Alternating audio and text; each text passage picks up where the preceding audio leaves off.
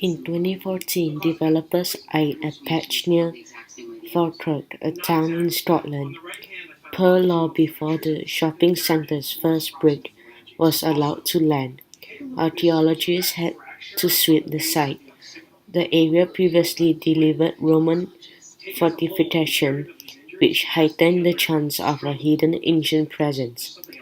After some shoveling and dusting, archaeologists uncovered a familiar structure with a twist.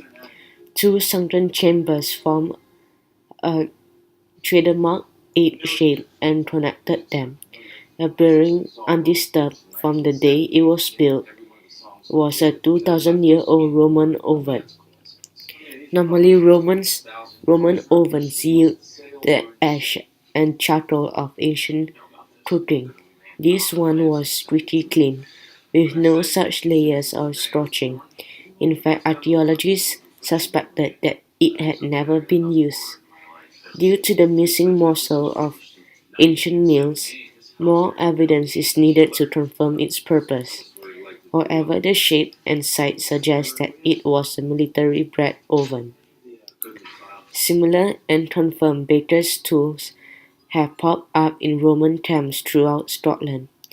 At the third excavation, items surfaced that support an army settlement, including hobnails from soldiers' sandals and bowed hay.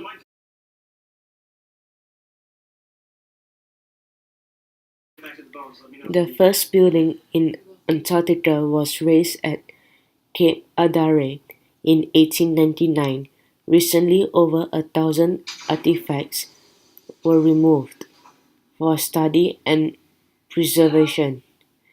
Included in the haul was a surprise 106-year-old fruitcake still wrapped in its original wax paper. Unlike the rusted cake tin in which it was found, the fruity snack looked ready to serve, a clue to the identity of the person who could not resist bringing fruitcake along to the edge of the wall was the bakery's name on the tin. Hanley and Palmer's always provided baked provisions for Robert Falcon Scott, a British explorer. It was likely left behind when Scott departed from the cabin in a bid to reach the South Pole first. The famous Terra Nova expedition from 1910 to 1913 turned out to be fatal. His team eventually reached their destination,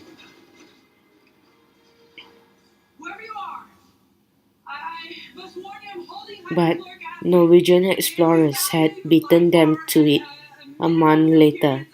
Scott's entire team perished on the return trip when they froze to death. The well-preserved cake, with only a whiff of rancid butter, will be treated with stabilizing chemicals and returned with other artifacts to be displayed in the Cape Adare cabin.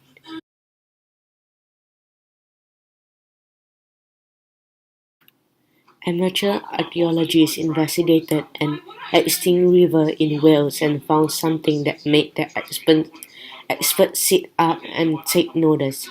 While working at the Bronze Age site in 2017, the amateurs discovered stone tools on a 4,500 years old stream bed. Numbering about 20, the limestone utensils were triangular and showed signs of heavy use. They range from 5 centimeters 2 inch to 22 centimeters 8.6 inch long. Two things made them uniquely fascinating. They appeared to have been arranged deliberately under the water when the stream still existed. Also, after archaeologists picked each other's brains, they realized that nobody had ever seen such artifact before. The tools were roughly shaped into points, which were starred and pitted stones. During the Bronze Age, rocky surfaces were abundantly adorned with carvings and symbols. Another half-understood feature stands next to the river near the triangles, although the two have no clear connection other than belonging to the same community. Discovered years later, the mound once turned out huge amounts of standing water. Freshly fired stones heated the water in the pit to likely used for domestic needs.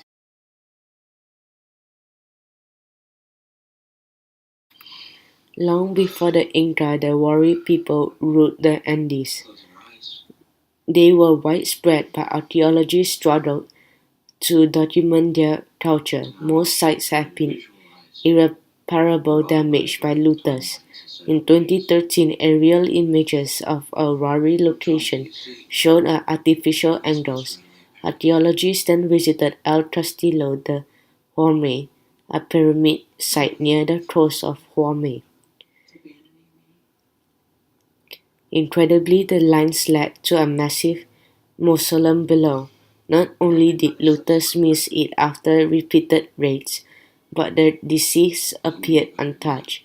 Sitting in rows were 63 individuals. 3 women received better burials than the rest. Within the 12,000-year-old, 1,200-year-old hall, each had her own chamber filled with precious metals and artifacts. Identified as Wari Queens, it became the culture's first royal tomb to be discovered intact. There were weaving instruments and jewelry made of gold. Brightly decorated ceramics and alabaster vessels showed skills in pottery and crafting. Silver jewelries and bronze axes were also present. present. However, not everything was cultured behavior by today's standards. Some women in the tomb are suspected to be sacrifice victims. Insect pupae in the royal remains hinted at gruesome rituals. The corpses were occasionally removed by Wari citizens and left outside for a while.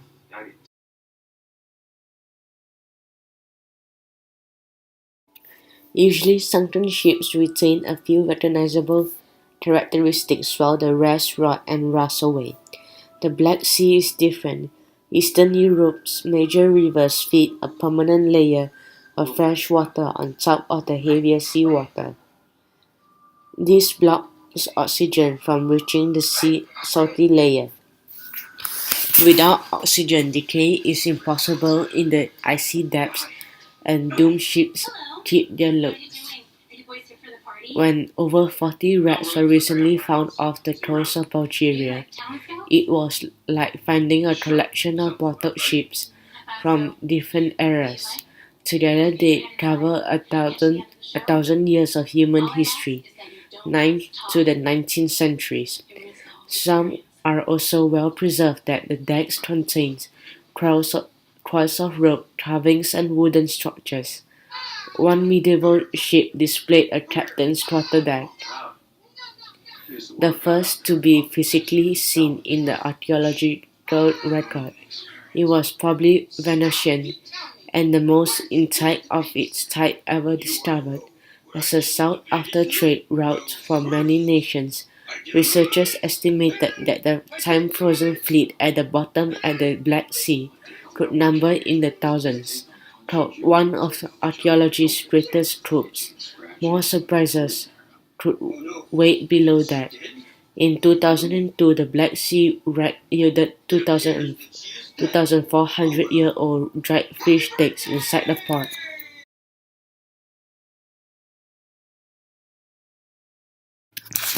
The threadbare history of the Wari looks plentiful against Scotland's pigs. Most accounts of them are second-hand descriptions. The Romans called the tattooed tribe pigs painted people, but their true name is lost. A pigfish fort referred to as a Bird-Head Fort disappeared beneath the town of Lossiemouth in the 1800s. Archaeologists checked in 2015 to see if anything remained. Excavation busted the belief that Lossiemouth wiped out of the older settlements. The diggers found evidence that Bird-Head was a stronghold of their northern territory. Inside were major ruins, including a longhouse. The news was exciting because many already thought the fort was an important royal seat. The ruins could reveal the nature of the community, a crucial factor in understanding how power was distributed at Pictish sites. Inside the longhouse was a coin, minted during the life of an English king, Alfred the Great. This dated the fort to the 9th century when the Picts had a deal with the Vikings and the settlers. The coin was Anglo-Saxon, proving that the Picts traded long distance, but oddly it was pierced. One theory suggests that perhaps the Picts wore their money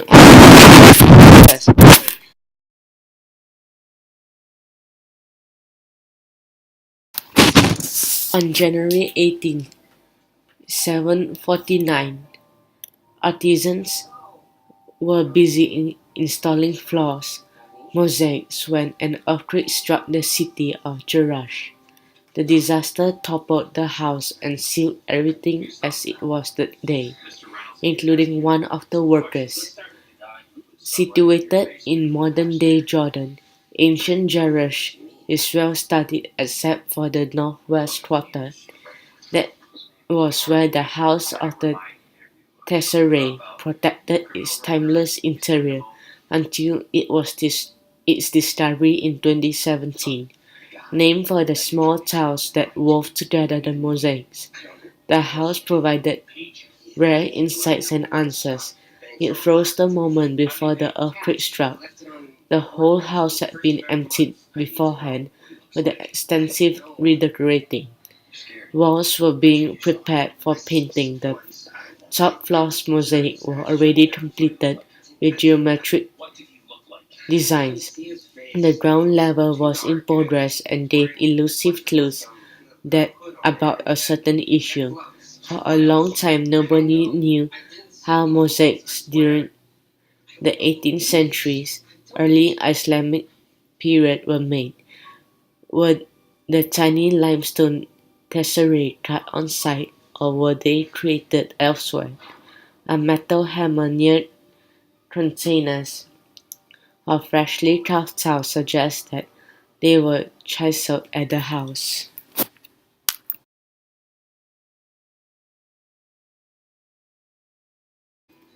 Adventurers have hunted the mythical White City of Honduras for decades. In 1940, explorer Theodore Mort came back from the Mosquita rainforest claiming to have found it.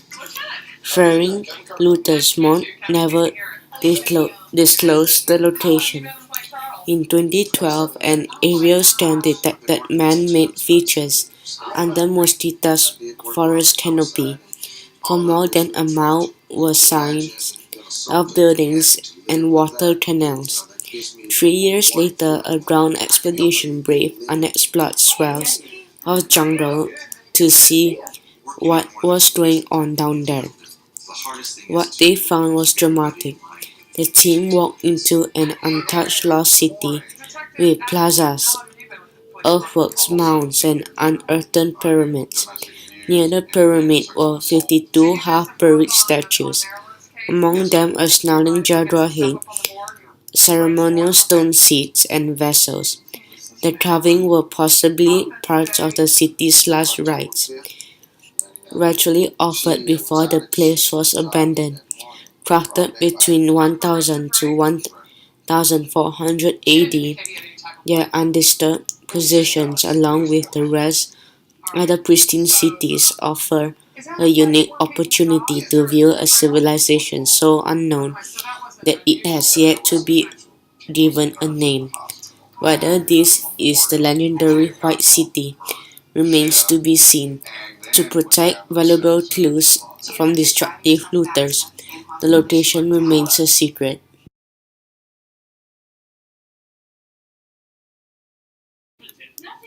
The 117 kilometers 73 miles wall in Northumberland was raised in AD 122 to defend Rome's frontier in Britain. In 2017, a floor of the 4th century fort of Vindolanda was lifted with little expectation. Instead, they encountered the living quarters of some of the first soldiers tasked with keeping the looters under control. The barracks were built in AD 105, long before Hadrian's barrier, and belonged to a cavalry unit of about 1,000 men. Cavalry weapons, including exceptionally rare swords and horse tack, littered the floors. Toys and personal possessions showed that the soldiers' families also lived there. Around 30 years after the camp was apparently abandoned, in a panic, the Romans returned. They poured concrete for a new barracks and sealed thousands of artifacts in an oxygen-free state. Things that usually rot remained pristine: wooden tables, ladders and cloth, riding equipment, shoon and strap junctions retained their alloy links, a highly sturdy occurrence. The collection allows a priceless study of those who live in hot zone.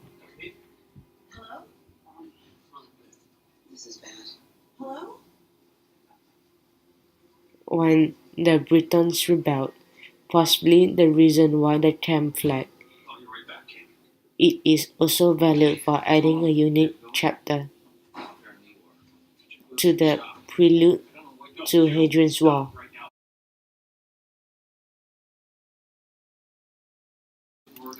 The biblical city of Sodom, destroyed by God for the debauchery of its residents, was described as the biggest settlement in Jordan's eastern side during the Bronze Age.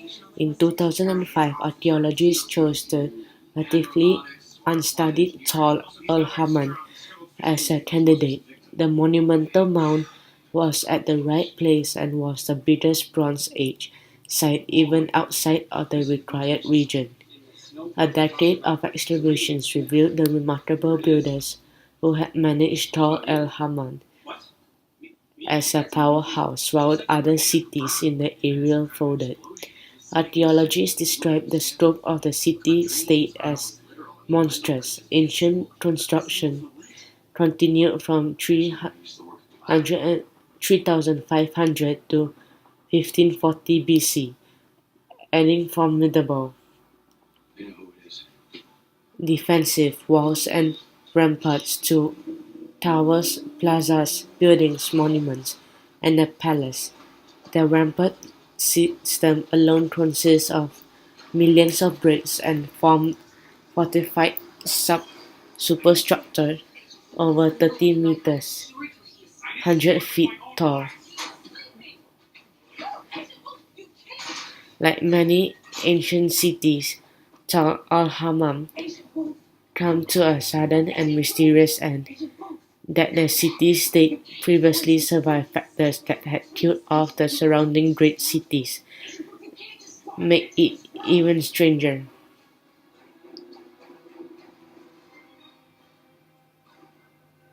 After 700 years as a veritable ghost town, a new population grew during the Iron Age II period, 1000 to 332 BC. More buildings were done, some of it great, but nothing ever equaled the glory of the Bronze Age again.